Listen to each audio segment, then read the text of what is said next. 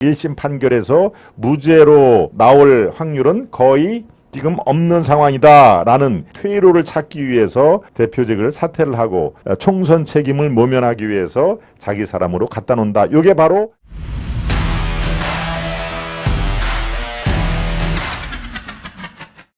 이재명 10월에 사퇴를 하고 후임에 K 의원이 임명된다고, 이거는 제가 물음표를 붙였듯이 이거는 지금 여의도 정가에서 그냥 화제로 되고 있는 겁니다. 10월에 이재명이 사퇴를 진짜 하고 K 의원이 누구고 하는 그런 상황은 아니니까요. 네, 여러분들께서 이게 지금 이거 무슨 소리야 하는 상황이지만 이 문제의 처음 발단은 어제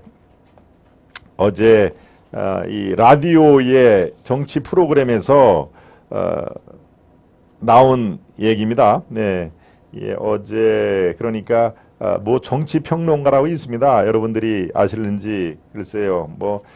시사 프로그램을 저도 시사 프로그램에 제가 MBN 아침 MBN 그 시사 프로그램 8시에 하는 거 아침에 매일경제에 제가 월요일 날 고정 출연이 되는데요. 8월 중에는 다음 주 8월 첫째 주, 둘째 주, 셋째 주에 연이어서 원래는 이렇게 이제 격주로 고정 출연입니다만은 다음 주 월요일, 그 다음 주 월요일, 또 그 다음 주 월요일 이렇게 3주는 연속 제가 출연을 합니다. 그러니까 건너뛰지 않고 8월에는 매주 월요일마다 격주가 아니고 제가 출연한다는 것을 다시 여러분들께 공지를 해드리고요. 바로 그거 같은 아침 프로그램이죠. 정치 시사 프로그램에 이 장성철이라고 하는 시사 평론가가 있습니다. 여러분들 전에 누굽니까? 김무성의 이 비서관인가요? 또 비서관인가 보좌관을 했던 친구인데요. 이제 이 친구가 얘기를 합니다. 지금 여의도에서는 이런 움직임이 있다라고 10월에 이재명이 당대표를 그만두고 사퇴를 할 것이다. 사퇴를 하고 그 자리를 K 의원이 지명을 받아서 나머지 임기를 채울 것이다 라고 하는 이른바 여의도의 물밑에서 일어나는 일을 마치 굉장히 중요한 그런 사안인 것처럼 그렇게 얘기를 한 게 바로 사안의 발단입니다. 그러니까 이재명이 10월에 더 버티지를 못하고 그만둔다. 어디에서? 당대표를 그만둔다는 얘기입니다. 그리고 이재명 말을 잘 듣는 이른바 이재명계의 핵심이라고 불리는 김두관이 현역 의원이죠. 김두관을 당대표 후임으로 만들어 놓을 것이다. 그래서 그 김두관 얼굴로 총선을 치를 것이다 라고 하는 이른바 시나리오를 이 시사평론가가 처음으로 여의도에서 지금 이런 움직임이 벌어지고 있어요 라고 마치 대단한 그런 얘기처럼 라디오 프로그램에서 얘기를 했는데요. 글쎄요. 지금 이 가능성이 있다 아니면 말도 안 된다라는 걸로 굉장히 지금 화제가 당연히 될 수밖에 없죠. 왜? 이재명의 퇴진, 그것도 구체적으로 10월이라고 하는 시점, 그리고 또 후임을 김두관이라고 하는 특정인을 지목을 해서 얘기를 한 거기 때문에 그냥 TV에 나와서 아마도 10월 중에는 이재명이 당대표에서 내려올 가능성이 크다라고 슬쩍 얘기한 거하고는 이제 이 후폭풍이 상당히 큰 겁니다. 자, 상황이 시사평론가가 이 정도로 얘기를 하자 거기에 지목을 받는 김두관, 처음에는 K 의원이라고 그래가지고 김두관, 그 다음에 이거는 현재 의원이죠. 아마 전 의원이 김부겸 둘 중에 한 사람일 것이다 라고 여의도에서 이제 얘기가 나왔던 것이죠. 첫째 카드는 김두관 카드, 둘째 카드는 김부겸 카드, 이 두 사람 중에 한 사람이 후임이 될 것이다 라고 얘기를 했는데요. 글쎄 여러분들은 어떻게 가능성을 얼마나 보십니까? 저는 글쎄요 지금 김두관이라는 걸 거론을 한다는 얘기가 김두관은 사실 크게 이 색채는 없습니다. 물론 지금은 현재 이재명계의 이른바 친명계에 가담을 한 사람인 것만은 분명합니다만은 이 사람이 지금까지 한 이 행적을 보면요, 물론 자수성가형의 대표적인 정치인이죠. 김해 농고를 나왔습니다. 김해 농고, 남해죠, 남해. 김해가 아니라 남해, 경상남도. 이 남해 종합고등학교, 지금 이제 옛날에 뭐 김해 농구라고도 얘기를 했다고 하는데 아무튼 김해 실업계고등학교를 나오고 또 그쪽에서 남해에서 뭐 이장 반장, 예, 통장 뭐 이런 걸 했죠. 이장과 군수라는 그 영화에도 이게 모델로 등장할 정도니까 바로 이장을 한 상태에서 또 남해 군수까지 예, 이렇게 이른바 풀뿌리 지방자치제의 덕을 본 셈이죠. 그러다가 어떻습니까? 예, 노무현 때 일약 지금의 행안부 장관, 예, 옛날에는 내무부 장관이라고 불렀는데 지금은 뭐 행정안전부 해서 행안부, 또 이름이 거꾸로 해서 안전행정부 해서 또 안행부, 예, 지금은 이제 행안부로 굳어졌죠. 예, 바로 노무현 대통령에 의해서 초대 행안부 장관으로 지명이 됩니다. 그러니까 정말 아주 이장 출신의 장관이면 장관으로 이 정치권에 아주 스포트라이트를 받았던 사람이기 때문에 예, 그런데 대선을 2번이나 이렇게 도전을 해도 그 파괴력이 별로 없었죠. 예, 지난번 대선 과정에서도 대선 후보로 등록을 하고 쭉 가다가 새가 붙지 않자 영 뭐 여론조사에서도 그냥 2% 잘해야 3% 정도 나오고 그래야 중도에 포기를 합니다. 중도에 포기를 하고 누구를 지지를 했을까요? 예, 바로 이재명을 지지를 하고 중도 포기를 한 것이죠. 그러니까 이재명의 입장에서는 아, 김두관도 우리 사람으로 데려와야지라고 그래서 뭡니까? 이 이재명 사람으로 이제 확고히 예, 등장을 한 것이죠. 바로 이런 대목에서 이재명이 자신이 빠지고 자신이 그 후임으로서 자기를 잘 지금까지 지지를 했던 김두관, 상대적으로 무색무취 그리고 이장 출신의 신화를 썼던 행안부 장관 출신의 김두관 얘기를 그래서 나오는 겁니다. 그런데 이렇게 되려면요. 전제 조건이 있습니다. 전제 조건. 왜 10월에 하필이면 11월도 아니고 12월도 아니고 9월도 아니고 10월이냐. 10월에 이 이재명의 1심 판결이 나옵니다. 선거법 위반, 공직선거법 위반 1심 판결이 나오는데요. 그때 1심 판결에서 무죄로 나올 확률은 거의 지금 없는 상황이다라는 그런 얘기가 좀 돌고 있습니다. 1심 판결에서 무죄가 나올 가능성보다는 예, 아무튼 유죄 판결을 받을 확률이 훨씬 많다.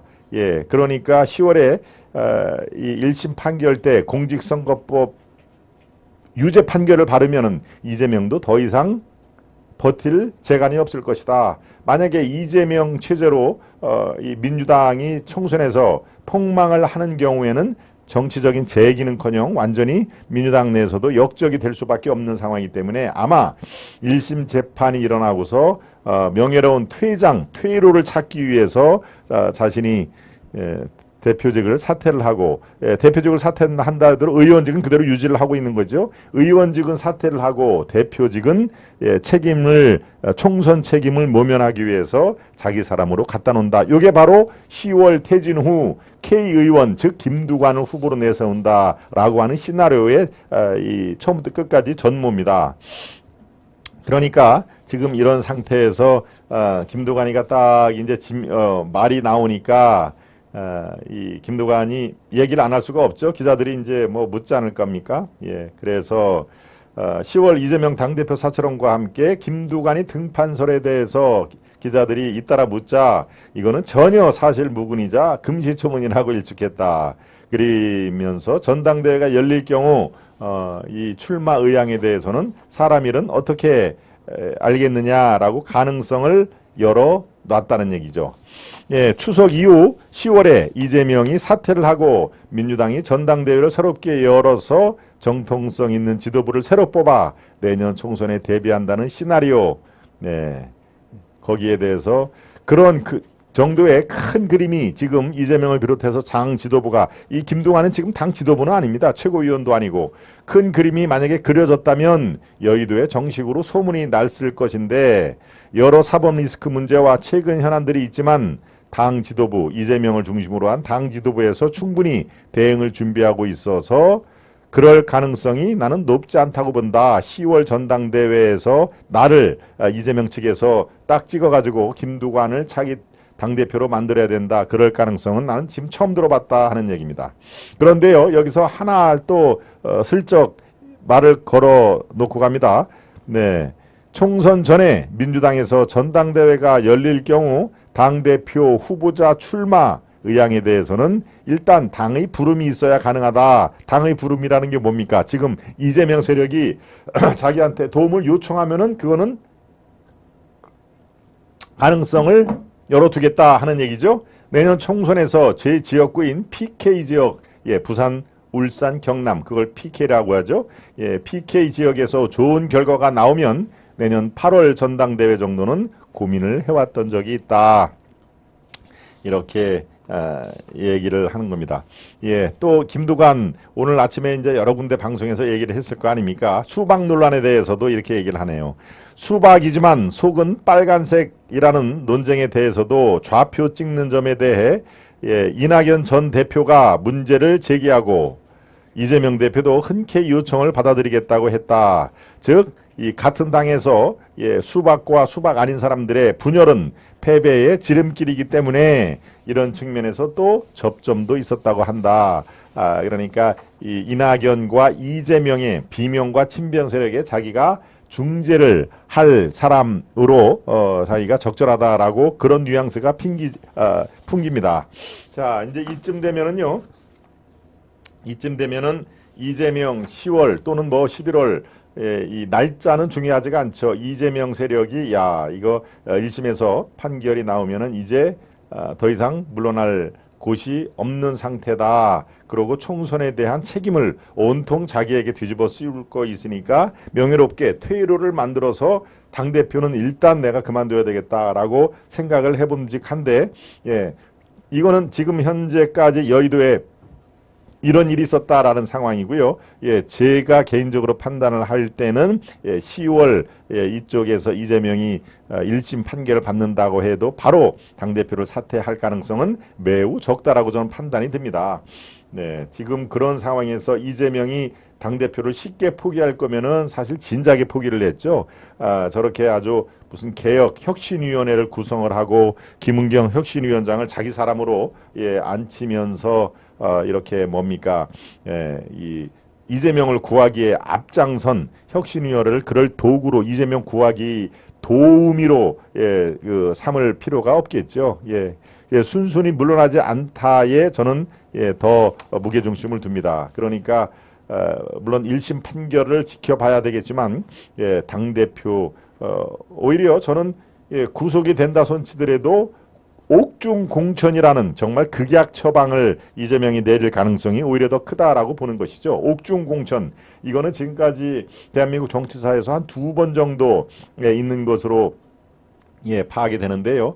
만약에 실제로 이재명이 구속이 되고 공천 과정에도 자기가 이 접견을 통해서 진두지휘를 하는 그런 현상이 벌어지면 대한민국 정치사에서 또 다른 그런 그 장을 열기 때문에 물론 뭐 그게 바람직한 장이라는 것은 아닙니다.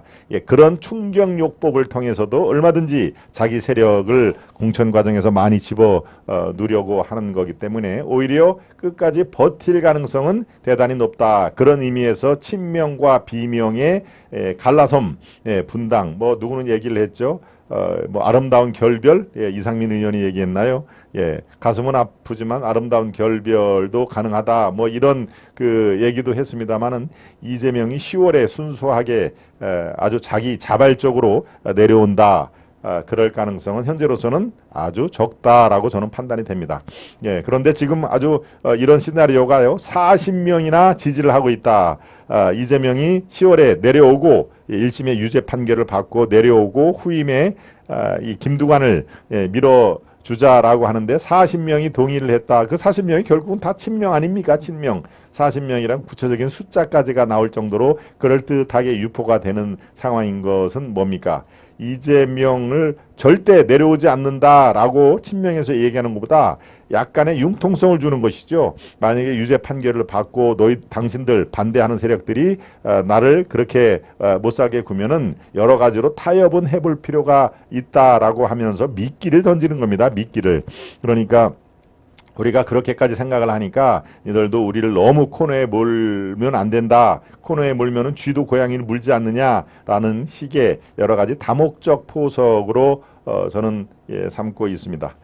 여기에 신경민이라고 있었죠. 신경민, 예, 신경민 전 의원입니다. 전 의원님도 한마디 했군요. 만약에 이재명이 퇴진할 경우에는 아바타를 내세우고 공천권을 행사할 것이다. 그러니까 아바타 얘기가 바로 그렇습니다. 이 김두관과 같은 별로 색채가 뚜렷하지 않은 사람을 자신의 말을 잘 듣고 공천 과정에서 자기 세력을 다 살려줄 아바타를 내세우고 공천권을 행사하겠다. 그럴 때 그 아바타가 바로 김두관 정도의 그런 그 스타일의 정치인일 것이다라고 얘기를 하는 것입니다.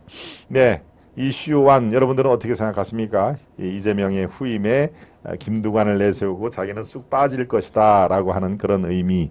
네, 저는 그거보다 끝까지 버티는 쪽에 무게중심을 두고, 예, 막판의 상황은 뭐 11월, 12월, 1월 달의 상황은 진짜 한치 앞을 내일도 모르는 게 대한민국 정치 이 풍향계인데 뭐 2달, 3달 후에 그것을 정확하게 예측할 수 있는 사람은 아마 이재명 자신도 내가 연말 연초에 어떻게 될지 아마 자신도 예, 그 예측을 못하는 그런 상황일 것입니다.